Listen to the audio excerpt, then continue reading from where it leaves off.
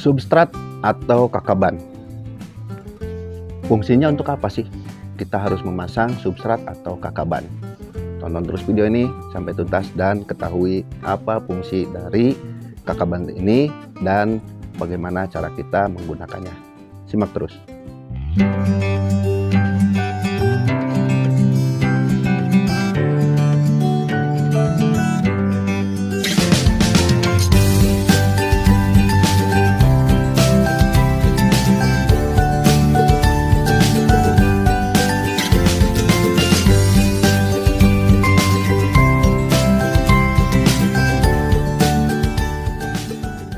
Assalamualaikum warahmatullahi wabarakatuh. Salam patiler seluruh Nusantara. Berjumpa lagi bersama saya Jajang Jamaludin di channel tutorial budidaya ikan. Di video kali ini saya akan membahas seputar kakaban. Di video terdahulu sudah saya share ya sahabatku semua, cara untuk membuat kakaban dari bahan karpet bekas seperti ini. Nah, ini videonya, untuk link akan saya taruh di deskripsi. Jenis kakaban sendiri itu bisa terdiri dari banyak bahan, bukan hanya bahan karpet bekas saja. Dulu saya pernah menggunakan ijuk. Ijuk itu dari pohon aren, ada yang warna hitam yang suka dipakai membuat sapu injuk itu. Nah, injuk seperti itu nanti kita buat, digepit dengan bambu seperti ini. Setelah jadi nanti kita sisir. Cukup sulit juga sih agak membuatnya, tapi dengan teknik kesabaran insya Allah kita akan bisa membuatnya. Nah, kenapa sih saya menggunakan ini, tidak menggunakan injuk? Sudah lama saya meninggalkan kakaban injuk karena memang kalau injuk pertama yang kita buat memang bagus, kedua, ketiga, keempat, kelima, dan seterusnya, injuk tersebut akan tua. Dan ketika kita pakai untuk memijahkan, kena gibasan ekor lele, karena lele kan dalam perkawinannya itu suka berantem dulu, nanti patahannya kecil-kecil. Setelah nanti patahan dari kakaban injuk tersebut tuh akan menjadi sampah di dasar kolam seperti itu sahabatku semua. Terlebih lagi kolam yang saya pakai ini adalah kolam plastik. Nah, ketika dibersihkan si injuk tersebut, patahannya itu menusuk ke kolam plastik atau kolam terpal, nanti mengakibatkan kebocoran. Makanya saya sudah meninggalkan kakaban injuk. Bagus memang secara teori, orang tua saya pun menganjurkan kalau mau memijahkan indukan lele, kakabannya menggunakan injuk. Nah, injuk itu kan kalau kita turunkan itu biasanya suka ke atas.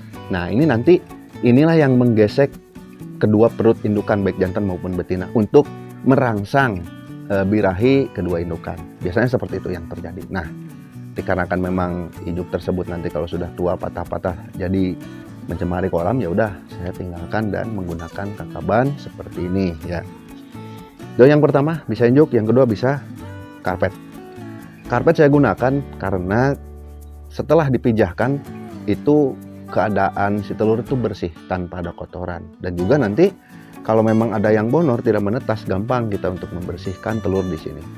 Berbeda dengan kakaban injuk, kita harus gosok-gosok seperti ini ya, itu pun cukup lama dan suka masih ada aja telur sisa yang tidak menetas di situ, dan itu harus kita buang karena itu akan bau nantinya.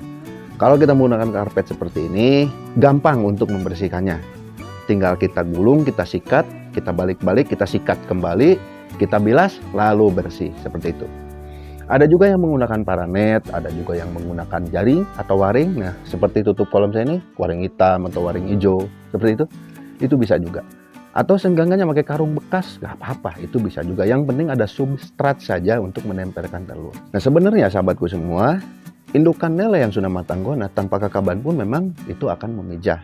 Tapi masalahnya bagaimana cara kita untuk memindahkan telur tersebut? Pastikan akan menetas di satu kolam tersebut. Masih mending kalau kolamnya besar. Kalau kecil nanti kepadatan, yang ada malah mati massal.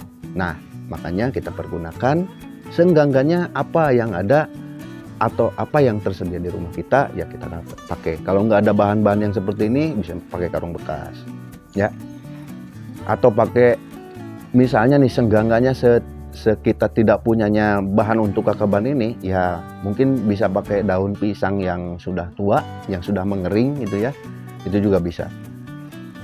Kenapa sih Kang harus ada kakaban ini? Nah, di sini juga saya akan membahas beberapa fungsi dari kakaban ya. Yang pertama, fungsi kakaban ini adalah satu substrat untuk menyimpan telur lele ya. Ketika kakaban ini kita pasang, lele juga akan paham ya, Dia tidak akan menelur di sebelah sana atau di pojokan, tidak. Pasti dia di atas kakaban. Dia akan memijahnya di situ karena dia tahu ada tempat untuk menyimpan telur. Itu fungsi yang pertama. Yang kedua, nah fungsi dari kakaban ini adalah untuk mencegah kepadatan larva dalam satu kolam. Ketika ini kita pasangkan, otomatis telur akan menempel di sini.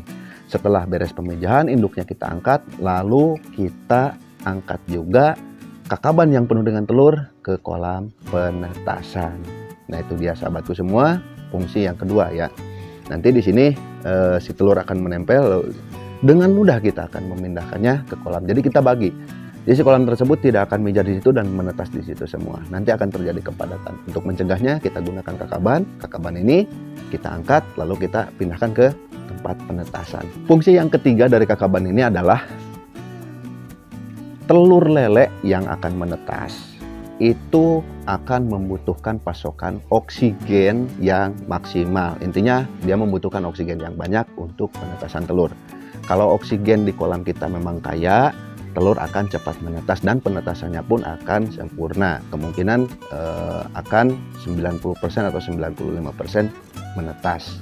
Nah, fungsi dari kakaban ini ya, dikarenakan kakaban ini ringan ya, walaupun memang ini karpet, tapi kan si bambunya ini udah kering. Atau kakaban jenis lain pun kalau bambunya kering, ketika kita pindahkan dari kolam pemijahan ke kolam penetasan, itu posisinya akan ngambang. Dan kenapa ini kita balikan ya?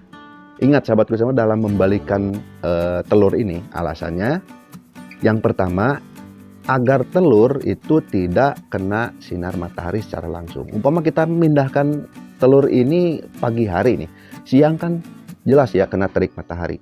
Jika kita tidak balikan secara langsung kena sinar matahari, apalagi lagi terik, itu bisa terjadi kegagalan dan bonor. Makanya kita balikan, indukan misalnya bertelurnya di area sini. Ketika kita ambil lalu kita balikan seperti ini ya. Ketika seperti ini kita balikan seperti ini. Jadi posisi telur adanya di bawah. Yaitu. Nah, fungsi dari kakaban ini juga ketika ngambang. Biasanya di kolam kita, posisi dari banyaknya oksigen itu adanya di dasar kolam. Si penetasan telur akan berlangsung sempurna. Kenapa? Di bagian permukaan air kolam ini biasanya terdapat banyak sekali kandungan oksigen berlarut. Kalau memang posisi ininya, kalau memang posisi kakabannya ada di bawah, otomatis kan ya pengap. Oksigen, kadar oksigen berlarutnya itu sedikit. Tapi dikarenakan kakaban ini ngambang dan posisinya ada di atas, otomatis telur akan mendapatkan pasokan oksigen berlarut yang cukup banyak. Nah itu fungsi dari kakaban. Makanya jangan sepelekan ya sahabatku semua. Bikinlah kakaban ya, nggak seberapa kok harganya. Malah kalau kita ada bahan-bahan seperti ini yang bekas bisa kita pakai. Lumayan, oke? Untuk fungsi kakaban berikutnya yang terakhir nih. Suhu di kolam pemijahan itu harus di kisaran 29 sampai 31 derajat Celcius. Nah, ini sahabatku semua ada kejadian kemarin ya. Ada yang berkonsultasi ke saya. Yang sahabat lakukan terutama di pemijahan, sahabat melakukan pembelajaran pemijahannya itu di waktu yang kurang tepat, yaitu di bulan-bulan di mana bulan tersebut kerap turun hujan, yaitu bulan Januari dan Februari. Sudah jelas di situ keadaannya mendung dan sering hujan, otomatis suhunya pun drop. Ditambah lagi, sahabat tidak paham akan guna dari kakaban ini. Ya, berbeda dengan suhu yang lagi panas, ketika kita lagi dingin, kita sendirilah yang akan memainkan peran. Kita yang harus paham tentang seluk-beluk pemijahan. Nah, ketika telur nempel di kakaban, kan tadi sudah saya bilang, di permukaan kolam itu biasanya terdapat banyak oksigen berlarut yang tinggi. Nah, berbalik arah ketika cuaca lagi dingin, suhunya akan drop. Ya, mungkin berapa derajat ya kita tidak tahu. Silakan cek sendiri saja. Nah, ketika ini ngambang ke atas, siang hari seenggaknya semendung apapun keadaan, hangat pasti ada. Yang namanya siang hari. Otomatis kalau hangat itu pasti ada. Seenggaknya si telur ini tidak berada di kondisi yang sangat dingin sekali atau suhunya cukup stabil. Jadi ke atas. Seperti itu sahabatku semua. Itu fungsi yang keempat. Kalau memang di bawah umpama nih. Nah umpama saya kasih gambaran seperti ini. Dan kolam penetasan itu optimalnya di suhu 29 sampai 30 derajat. Umpama di bawah ini kisaran suhunya itu 25. Ketika si kakaban ini naik karena ngambang, mungkin di atas agak sedikit hangat mungkin ya, karena siang hari. Mungkin bisa jadi di angka 28 atau 29. Kan masih tertolong. Seperti itu sahabatku semua, itu fungsi ya, fungsi detail dari kakaban ini ya. Untuk pemasangan kakaban sendiri silahkan diatur ya dengan ukuran kolam sahabat. Muat berapa kakaban silahkan dipasang di situ, karena memang fungsinya pun, karena pemasangan kakaban pun itu tidak ada syaratnya ya.